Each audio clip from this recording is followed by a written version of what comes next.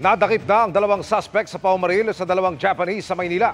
Nakikipag-ugnayan na ang pulisya sa Japanese Embassy para tiyakin na bibigyan sila ng hustisya.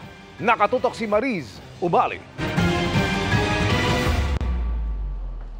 Mag-aalas 11 ng gabi nitong Biyernes, dead on the spot ang dalawang Japanese national matapos tambangan at malapitang barilin ng riding in tandem sa Malvar Street, Malate, Maynila. Hawak na ng Manila Police District ang dalawang suspect.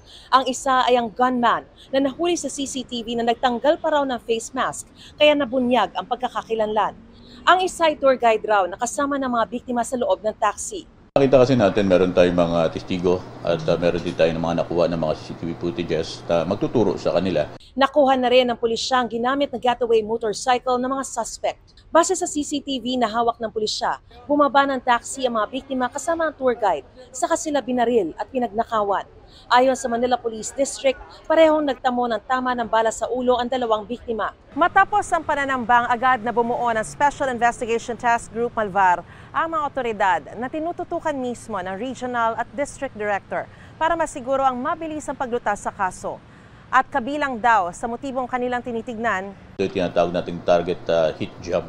Secondary yung tinitignan nating robbery para ma-mislead nila yung pag-iimbestiga. maaga pa raw para sabihin kung may sindikato sa likod ng pamamaslang. Pero sabi ng MPD, Meron pa tayong mga hinahanap ng mga tao. Lahat ma'am nitong mga involved dito, i-account natin at sasampahan natin ang kaukulang reklamo.